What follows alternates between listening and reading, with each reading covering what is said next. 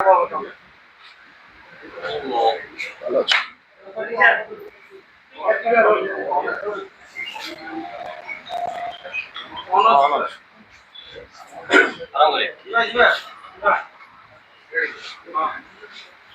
ଆଜିକାର ବିଷୟବସ୍ତୁ ପାଇଁ ଆପଣମାନଙ୍କୁ ସମସ୍ତଙ୍କୁ ସ୍ୱାଗତ କରୁଛି। ବିଷୟବସ୍ତୁ ହେଲା ଗତ 2 ବର୍ଷରେ ରାଜ୍ୟ ସରକାରଙ୍କ ୟୁ-ଟର୍ନ।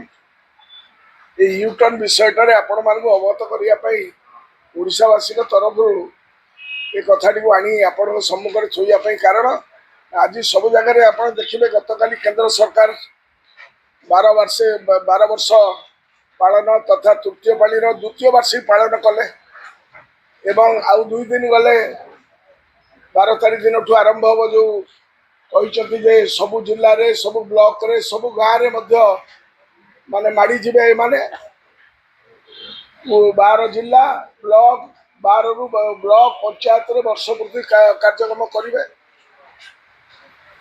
ଏହି ଅବସରରେ ଗତକାଲି କେନ୍ଦ୍ରୀୟ ମନ୍ତ୍ରୀ ମାନ୍ୟବର ଅର୍ଜୁନ ମେଘୱାଲ ଆସି କେନ୍ଦ୍ର ସରକାରଙ୍କ କୃତିତ୍ୱ ବଖାଣିଲେ, କିନ୍ତୁ ସାଧାରଣ ଲୋକଙ୍କ ପାଇଁ 2014 ମସିହାରେ ଯେଉଁ କଥା ରଖିଥିଲେ, ଯେଉଁ ପ୍ରମିସ୍ କରିଥିଲେ, ସେ ବିଷୟରେ ମେଘୱାଲ କିଛି କହିଲେନି କି ଆପଣମାନେ ବି କିଛି ପଚାରିଲେନି।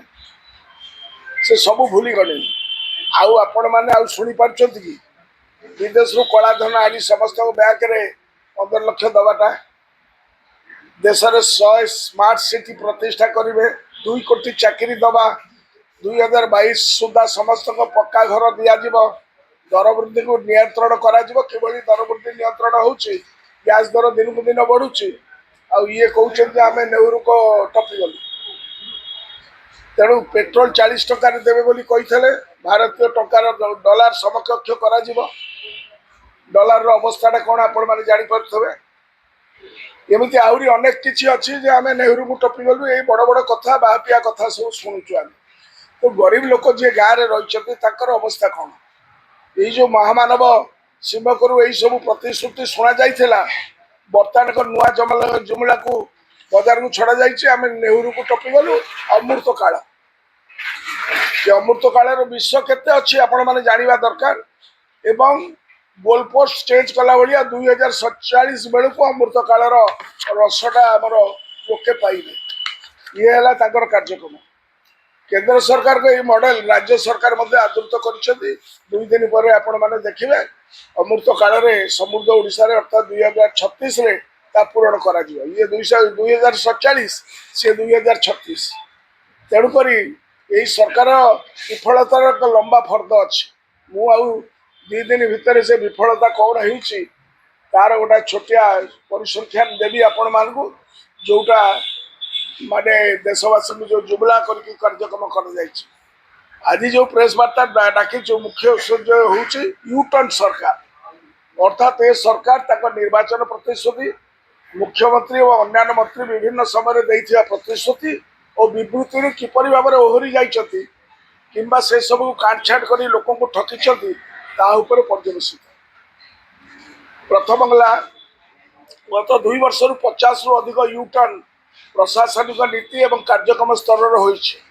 ମୁଁ ଆଜି କେବଳ 12 ଗୋଟି ମୁଖ୍ୟ ୟୁ-ଟର୍ନ ଆପଣଙ୍କ ସମ୍ମୁଖରେ ରଖିବି। ନମ୍ବର 1 ହେଲା ଇଏ 12 ତାରିଖରୁ ତାଙ୍କର 2 ବର୍ଷ ପୂର୍ତ୍ତି ପାଳନ କରିବେ, ଯେତେବେଳେ 3 ମାସ ହେଲା ପାଇନାହାନ୍ତି ଭତ୍ତା ବର୍ତ୍ତମାନ ଏବେ ସାରା ରାଜ୍ୟରେ ବରିଷ୍ଠ ନାଗରିକ ଦିବ୍ୟାଙ୍ଗମାନେ ଆନ୍ଦୋଳନରେ ବସିଛନ୍ତି। କାରଣ ଗତ 3 ମାସ ହେଲା ସରକାର ତାକୁ ଯଥୋଚିତ ପ୍ରାପ୍ୟ ଦେବାରେ ବିଫଳ ହୋଇଛନ୍ତି। এই ନିର୍ଲଜ ସରକାର ତାଙ୍କ ସଂକଳ୍ପ ପତ୍ରରେ କହିଥିଲେ, ଆପଣମାନେ ଯଦି ଚାହିଁବେ ଏ ସଂକଳ୍ପ ପତ୍ରରେ ସେ ଦେଇଛନ୍ତି, ଯେଉଁ ସଂକଳ୍ପ ପତ୍ରରେ ସେ କହିଛନ୍ତି ଯେ ଆମେ ସମସ୍ତଙ୍କୁ 3000 ମଧୁବାବୁ ପେନସନ ଯୋଜନା ତଥା ଜାତୀୟ ସାମାଜିକ ସହାୟତା ଯୋଜନା ଅନୁସାରେ ସବୁ ହିତାଧିକାରୀଙ୍କୁ 3500 ଟଙ୍କା ଦେବେ ବୋଲି କହିଥିଲେ। ଭଣ୍ଡେଇ ଦେଲେ। ଯେଉଁ 1000 ଟଙ୍କା ନବୀନ ବାବୁ ଦେଇଥିଲେ ତାକୁ ଏପର୍ଯ୍ୟନ୍ତ ଯାକେ ମଧ୍ୟ ସେମାନଙ୍କୁ ଦେଇପାରୁନାହାନ୍ତି। ତେଣୁ ଲକ୍ଷ ଲକ୍ଷ ଲୋକ ଉପବାସରେ ରହୁଛନ୍ତି। ବୁଢ଼ା ବୁଢ଼ୀମାନେ ଯେଉଁମାନଙ୍କର ଗୋଟିଏ କାର୍ଯ୍ୟକ୍ରମ ହେଲା, ଶେଷ ତାଙ୍କର ସାହାରା ହେଲା ଏ ଭତ୍ତାଟି।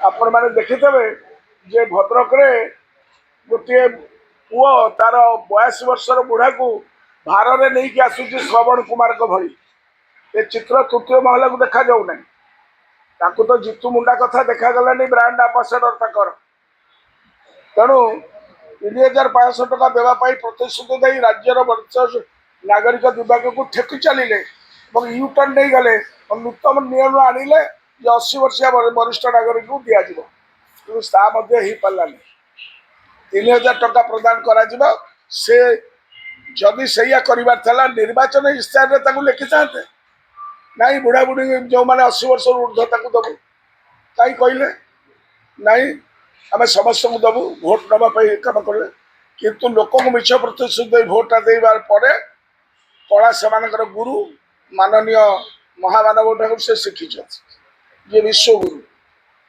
यापर वर्तमान लोके खाली गाँ गंडारे जो बुढ़ा बुढ़ी मैंने अच्छा 12 तारीख दिन तक मौज मजलिस करेंगे सारा ओडिशा रे लक्ष लक्ष बुढ़ा बुढ़ी माने उपास रे बसी अभिशाप सरकार ऊपर पड़ो कारण छामु जहा देले हरसे पाऊ पाऊ वाला बरसे नाय रे गत 3 मास है असहाय वृद्ध वृद्धा को रास्ता रे छाड़ी भाग्य उपर छाड़ी भर केते लोक मरीगले पेपर आपण मैंने पढ़ुवे तेणु ये प्रथम यूटर्न द्वितीय यूटर्न है भारतीय जनता पार्टी संकल्प पत्र कहते राज्य चाषी को 800 टका देवे इनपुट सब्सिडी प्रथम कैबिनेट भी ता कले किंतु चलित खरीफ ऋतु में 738 टका खसईदे कारण केंद्र सरकार एमएसपी रे जो 3% महंगा दर हिसाब से 69 टका वृद्धि कले से टका से हड़प करदे चाषी को ट्रांसफर न करी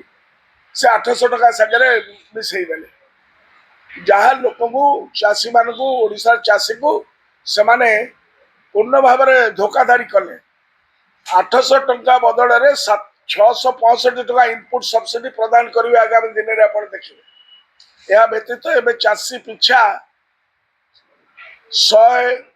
150 क्विंटाल सिलिंग लगाई जहाँ तक संकल्प पत्र नथिला यूटर्न फल राज्यर प्राय 20 लाख चाषी परिवार त्राही त्राही डाक 20 लाख चाषी जो मैंने 150 क्विंटाल अधिक करुले तो एक तुम कर तुम संकल्प पत्र सभापति कहते आम सब कथा कहूँ एक तुम निर्वाचन प्रतिश्रुति दे ना द्वितीय चाषी मान को भंडेवा बुढ़ा बुढ़ी मान को भंडेले वरिष्ठ नागरिक को ये यूटर्न ने पुणी आप देखिए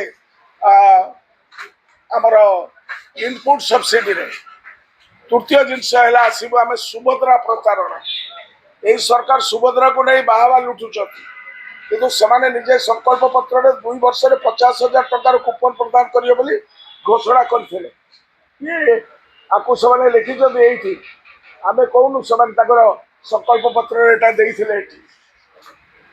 सभापति कहे तेरे 50,000 टकार घोषणा कले किंतु 12 जून प्रथम कैबिनेट मिनिट रे राज्यर 1 कोटी सुभद्रा को भंडई मात्र को 10,000 टका धरने निष्पत्ति नहीं फर्स्ट कैबिनेट मीटिंग रे यूटर्न नहीं थे सबु राज्यर तुलन में ओडिशा रे दिया जाउतवा सहायता सबुठारु कम प्लीज रिमेम्बर दिस कारण उदाहरण स्वरूप मध्य प्रदेश महाराष्ट्र रे 1,500 टका पश्चिम बंग अन्नपूर्णा योजना